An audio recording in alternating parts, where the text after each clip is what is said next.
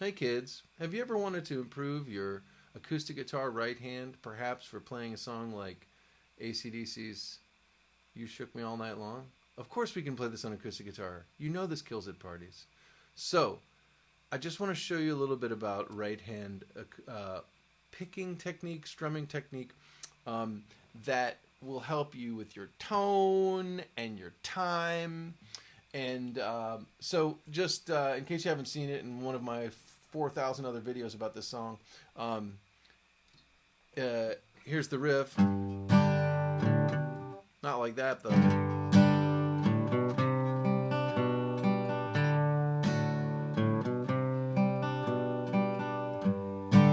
Oh, so gentle and dulcet sounding this evening. Okay, fine. So, do do do. Here's a little close in on the right hand, and I would start with this.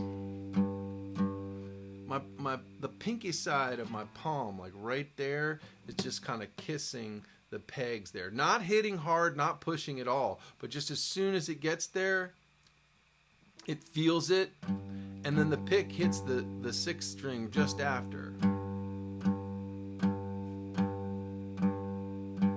And I'm playing a rest stroke because I like the way that angles the pick so that it goes through the string and pushes the string that I want it to. And then I would just work on that bounce.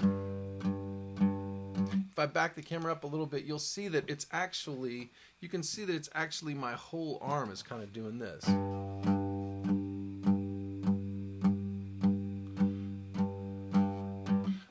Push my shirt up so you can see it a little better, but like, see my elbows moving, and then I would just do those first two quarter notes, right? So I'll do like,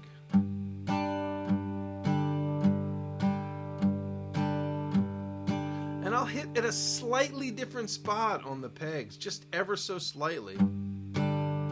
Oh, it turns out I like to just slightly palm damp that bass note. Listen to that.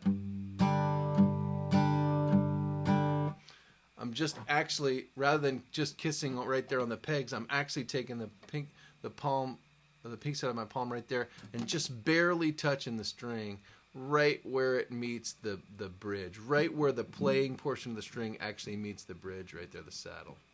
Right? So I'm there. Listen to that. It's slightly damped.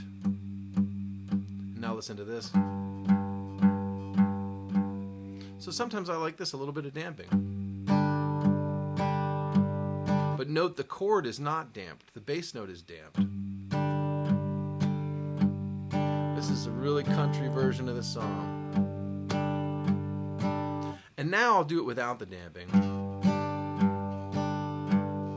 So you can do it with or without, and I would practice that. I would practice without and with, because it just helps you with your location and your groove, your time, just getting that solid 2, 1, 2, 1, 2, 1, 2. Okay, and then we're going to move on to the lick. So 1, 2. I'll play those. Oh, look at that. I go 1, 2, 3. I make that move and then I play the notes. 1, 2. Big with the arm for beat 3, and then and 4 and just pretty much from the wrist.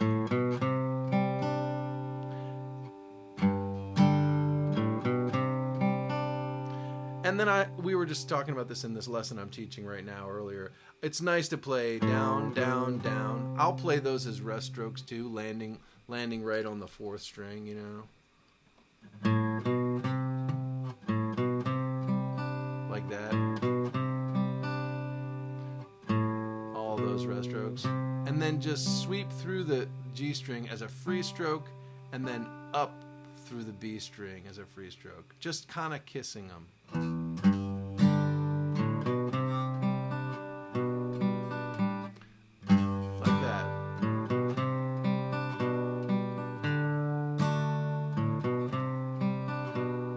So the whole time I'm playing those little bass runs, my wrist is just gently anchored there on the pinky side of my palm.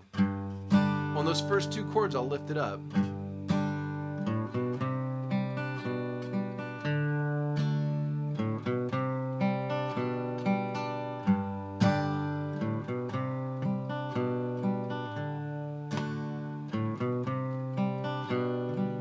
And you could palm damp it a little more if you wanted to.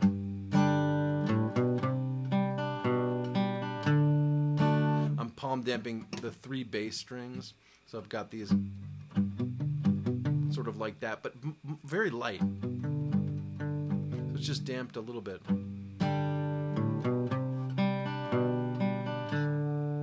Depends on how much the party is rocking. If the party is rocking more, you'll damp less, and if it's rocking less, then you'll damp more. Depends on what kind of party it is.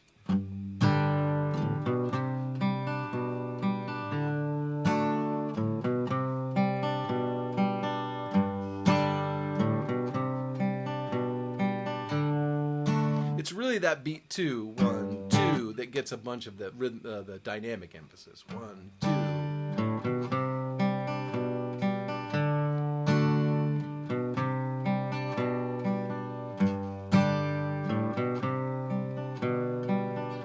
And I think maybe I'm shying away from the B string just a little bit.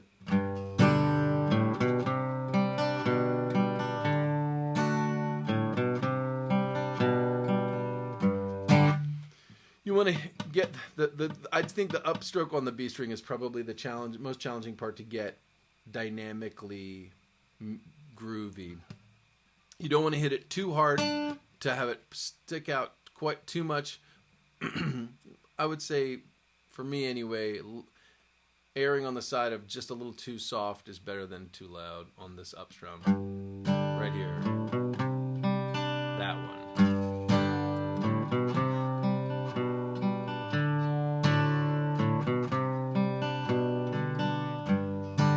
And then you're pretty much in business. All right. If you're on time and you're in tune, you're okay.